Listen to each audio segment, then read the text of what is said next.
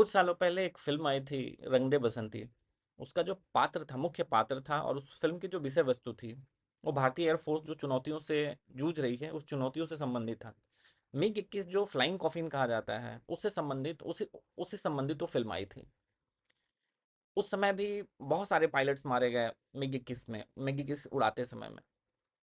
अब समकालीन ये चर्चा है क्योंकि आज इंडियन एयर फ़ोर्स के एक जगुआर प्लेन क्रैश हुआ। बहुत ही दुखद खबर थी और इससे भी ज़्यादा दुखद खबर ये हुई कि दोनों पायलट्स की शहादत हो गई। उन्हें भावभीनी श्रद्धांजलि। भगवान उनकी आत्मा आत्मा को अपने श्री चरणों में जगह दें। चर्चा मैं इसलिए कर रहा हूँ क्योंकि अभी हम भारतीय एयरफोर्स जो प्लेन्स को उड़ा रही है, अभी राफेल को और सुखोई को छोड़ दें तो बाकी के जो प्लेन्स हैं वो 2.5 जनरेशन्स के हैं। मिग 21, जगुआर, मिराज 2000 हम उड़ाने को मजबूर हैं। मिग 21 को तो फ्लाइंग कॉफिन कहा जाता है, 1964 का बना हुआ विमान है, जबकि जगुआर 1971 का बना हुआ विमान है।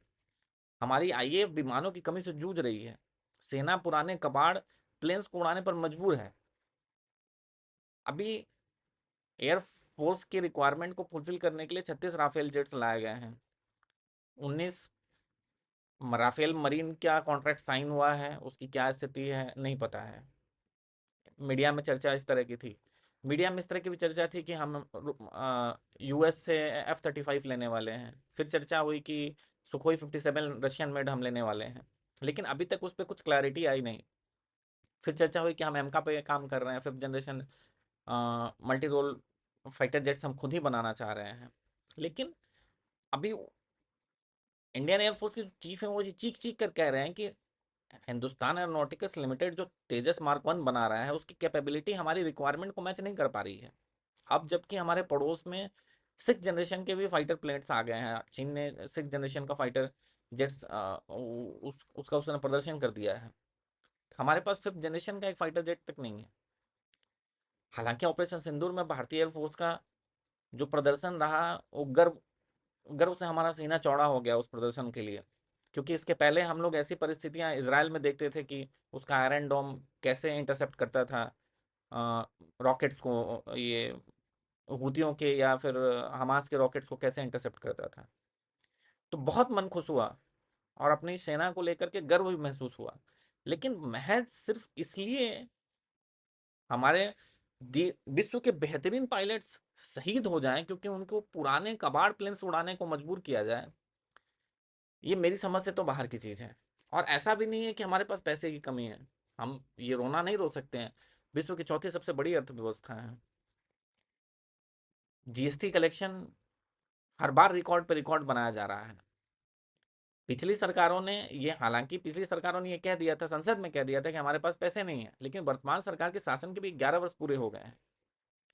चर्चा जहाँ 5th जनरेशन F-35 और सुखोई 57 की हो रही थी, वहाँ 2nd जनरेशन भी प्लेन नहीं है। अब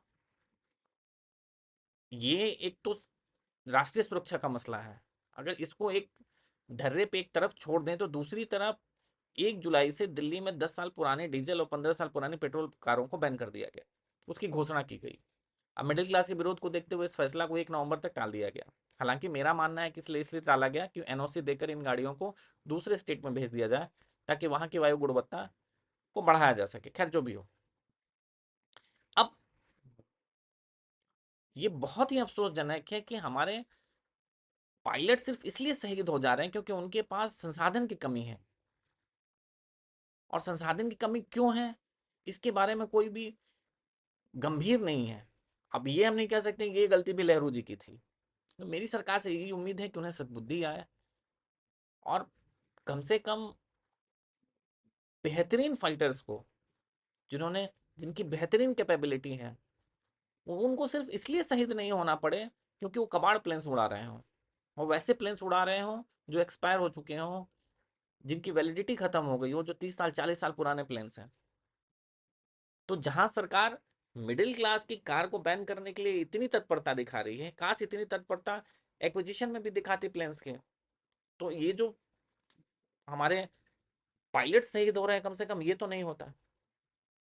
तो मेरी सरकार से दरख्वास्त है, गुजारिश भी है कि भाई हाल एचएएल के भरोसे न रहा जाए, कुछ ऐसा अल्टरनेट अरेंजमेंट किया जाए ताकि हमारे पायलट तो शहीद ना हो।